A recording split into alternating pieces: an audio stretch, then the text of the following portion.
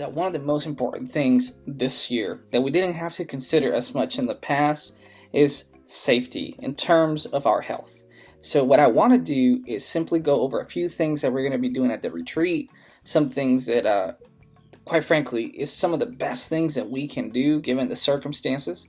And as always, there's always going to be a risk with all of this, but we are doing the best that we can to make sure that our students are safe and that we can get this done effectively. So the first thing is the transportation. We decided to get a charter bus. This charter bus is big enough for about 50 passengers, and the group is not even going to be that big. So what we're going to do with all of this is, with the buses, we're going to spread out people. Obviously, we're going to take into consideration siblings and things like that so they can sit together. We're going to ask that everybody wears a mask while on the bus, unless you have some medical, conditions or something like that, and it has been brought to our attention. The other thing is that with the cabins, we talked to the retreat center, and what we're going to do is we're going to use our cabins to somewhere from, my goal is from 50 to 60% capacity. As of now, since the group is smaller, it looks like we're going to be able to fit in 3 and maybe 4 cabins. We have more boys than girls, so the boys are probably going to be split. We're going to look at, like I said, siblings being together and things like that in the same bunk bed.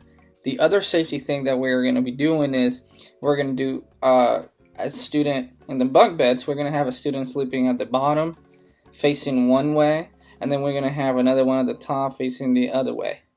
If we have like weird spaces where there's like just one bunk bed in a weird corner or something like that, that's where we're going to place the siblings, so they can all be in that same awkward corner.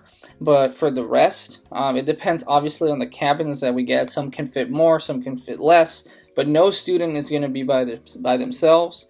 And we're going to ask that as they sleep during the night, that they sleep in these orientations to make sure that they're social distancing even while they're sleeping.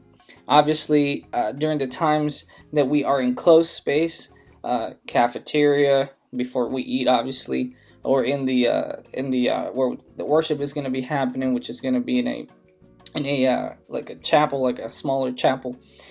With all of this, in these places, we're going to ask the students to wear their mask at all time, unless they're something in particular that 1 or 2 students are going to do. We understand that, like singing or leading worship.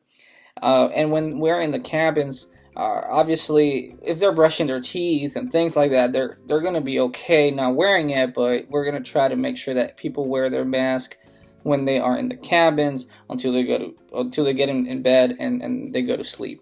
So again, like I said, these are some of the practical things that we can do. When we are outside, there's going to be a lot more freedom. They won't need to wear their mask at all times, unless they're like super duper close to each other and they choose to like sit in the same bench and be always in the same place. Then we're going to ask in those circumstances to please wear a mask. We expect that there's going to be some significant distance when we're outside, and they can socialize and not have to wear a mask. We are also going to continue some of the protocols that we have in youth, and one of those is we're going to check temperatures. We're going to check temperatures before we get on the bus to go to Camp Longridge, and we are also going to be measuring temperature throughout the retreat. And obviously, before and after each session, we're going to ask students to wash their hands. We're going to have hand sanitizer, and we're going to provide some masks too if people need replacements. We encourage everybody to bring their own, but we're also going to bring some of our own, like we do in youth. Is he done yet? Okay, good. Awesome. So guys, if you are interested in being part of this experience and going to Encounter, all we ask is that you contact SAFs, aka B, and make sure to submit your money, which is going to be $99. And if you want to play paintball, make sure to add another $20 on top of that. So that'll be $119. That's the only event, because it's the most expensive one, that we're asking this year for students to cover. And money should not be an issue. We also offer scholarships and we want all of you to be there and to enjoy that. So please, if you need some resources, let me know as well, and I will send you an application to so your parents can fill it out, and we can help you with that. And with that being said, don't forget the forms that I'm going to be also sending to parents and posting on social media, forms that are important for you to play some of the games that we're going to be doing there, and for us to have the best time ever. So what are you waiting for? Are you ready to experience God and to encounter Him? See you at Camp Longridge. Take care.